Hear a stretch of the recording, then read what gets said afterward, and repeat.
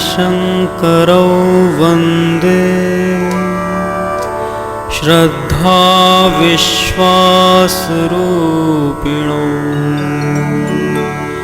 याभ्यां विना न पश्यन्ति सिद्धाः स्वान्तः त्वमीश्वरम्।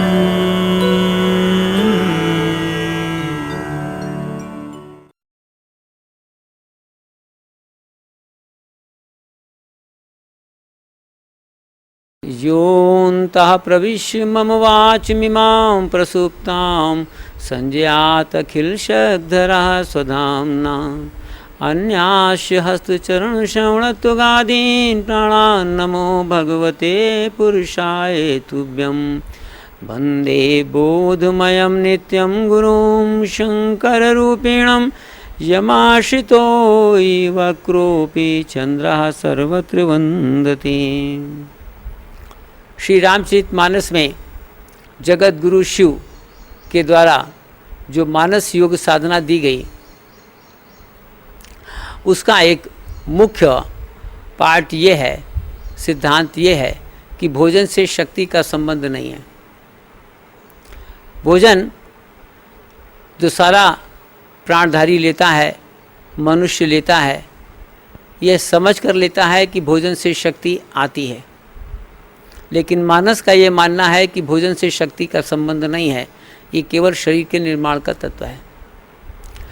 जो शरीर में रोग हो रहा है उसका कारण मल का संचय हो जाना है। अगर ये मल शरीर से बाहर नहीं निकल पाया तो फिर कोई ना कोई रोग होने ही लग जाएगा। मॉडर्न मेडिकल साइंस कहती है कि जम्स थ्योरी है या सिम्टम्स होते हैं, उसके मुताबिक वो रोग का नाम देते हैं, लेकिन मानस के अनुसार मल का संचित हो जाना रोग का कारण है। और मल क्यों संचित हुआ है? क्योंकि आवश्यकता से अधिक मेहनत से पहले भोजन पेट में पहुंचाया गया है।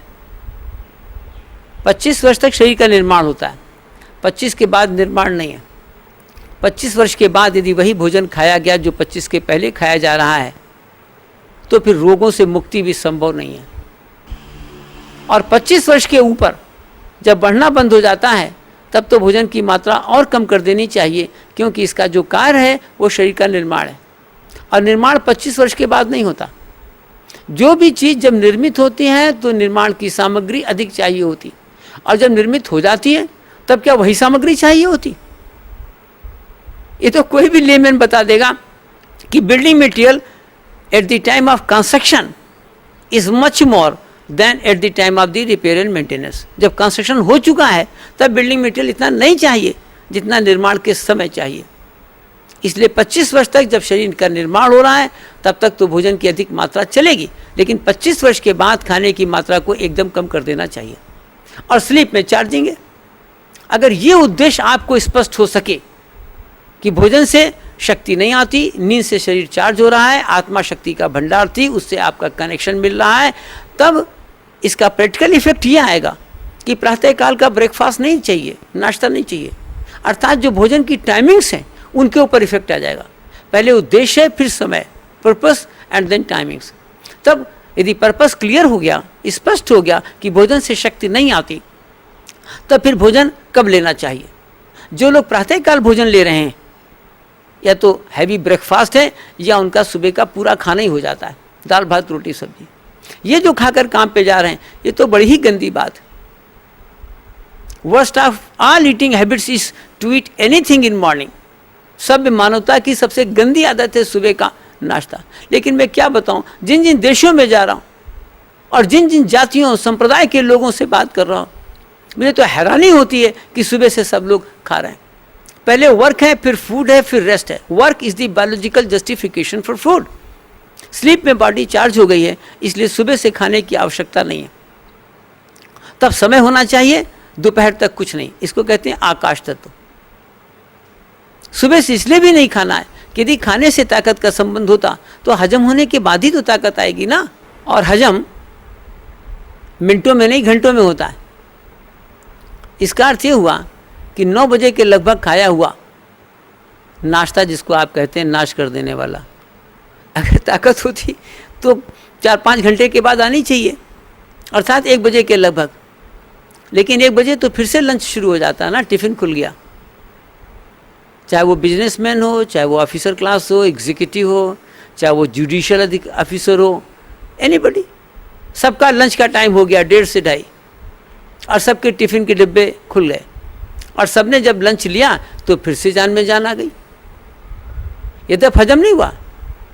अगर आप उस समय थोड़ा सा ठहरें, सोचें, अगर ताकत होती तो हजम होने के बाद आएगी ना। हजम तो 4-5 घंटे के बाद होगा, से अराउंड 5:30, 5:30-6 के लगभग। तो उस समय तो फिर से कमजोरी आ गई, फिर से आपको स्नैक्स चाहिए, कुछ ना कुछ, कॉफ़ी चाहिए, चाय चाहिए। अब अगर ताकत होती तो रात तक आनी चाहिए थी, लेकिन रात तक तो आपको फिर से कमजोरी आ गई। फिर 9 बजे के लगभग तो डाइनिंग टेबल सब डोंगों से सजी हुई है और आप खाने के ऊपर टूट पड़े, क्या पावें और क्या खा लें। लेकिन खाने के बाद, रात के खाने के बाद अब आपको ताकत नहीं आई, अब तो आप काम पे जाना ही नहीं चाहते।